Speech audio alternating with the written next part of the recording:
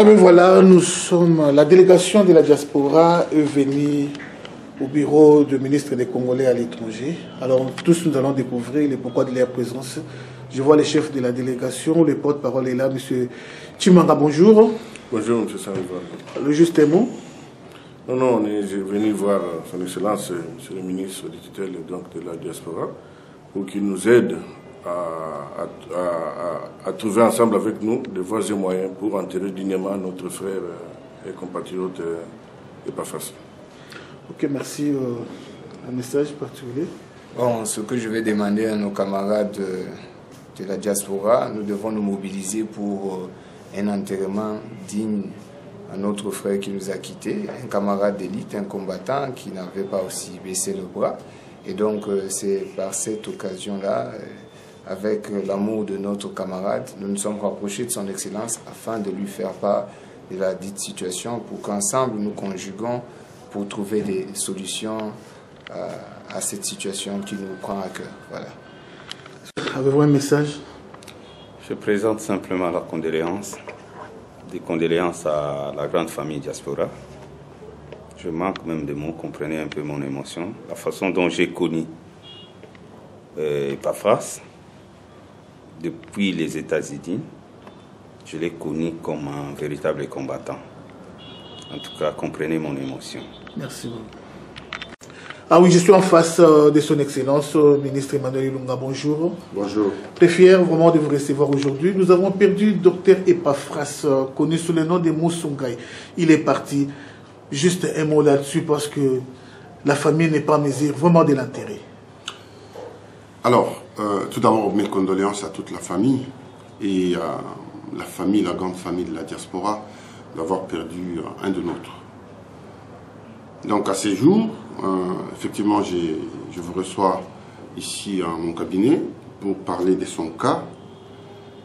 Il y a des questions qui sont jusqu'à ce stade sans réponse, dont je ne citerai pas ici, mais j'attends votre retour pour que vous puissiez répondre aux questions que je vous ai données tout à l'heure. À partir de ce moment-là, nous saurons comment orienter nos efforts pour honorer sa mémoire. Voilà. Est-ce qu'il doit être enterré en Europe? Est-ce qu'il doit être enterré ici au Congo? Toutes ces questions, dès que j'aurai la réponse, nous saurons ensemble comment nous pourrons aider la famille, si peu que nous pouvons le faire, nous le ferons. Merci beaucoup. Avez-vous un dernier petit message à adresser par rapport à la charge que vous avez? Oui, en fait, je répète tout le temps, vous savez, nos compatriotes qui sont à l'étranger d'abord, de prendre le minimum des mesures avant de retourner au pays, c'est-à-dire le logement, le minimum, les prérequis, comme on dit en français. C'est très important. Parce que je reçois beaucoup de cas où nos compatriotes arrivent ici, ils sont presque errants. Et c'est très embêtant parce que vous réglez une fois, deux fois, trois fois, après vous ne pouvez pas régler totalement les cas de monsieur tout le monde. Et puis deuxièmement, pour ceux qui envoient leurs enfants en Europe ou partout ailleurs à l'étranger, je demande surtout pour certains pays d'éviter d'envoyer les enfants dans ces pays-là sans passer aux affaires étrangères pour avoir des conseils appropriés, notamment l'Inde et les pays du Maghreb. Venez aux affaires étrangères pour qu'on puisse identifier vos enfants et leur donner des conseils appropriés. Parce que j'ai trop des soucis avec nos étudiants qui sont dans ces pays-là, qui souffrent des fois du racisme, des fois des violences gratuites, et des fois même des arrestations arbitraires, et les parents m'assiègent ici tout le temps. C'est ainsi que je tire la sonnette d'alarme aux parents. N'envoyez pas des enfants pour le plaisir d'envoyer et de dire que j'ai mes enfants à l'extérieur, sans savoir dans ces pays-là comment les gens se comportent. Merci beaucoup. Merci.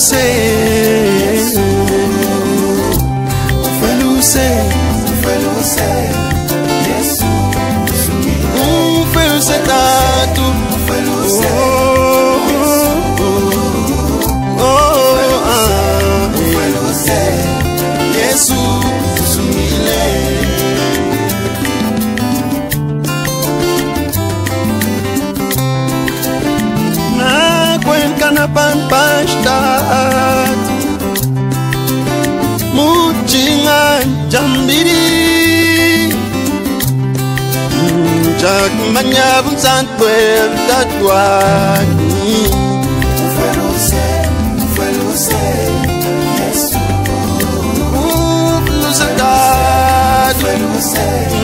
Yes, un suplem mashebe am shingan kole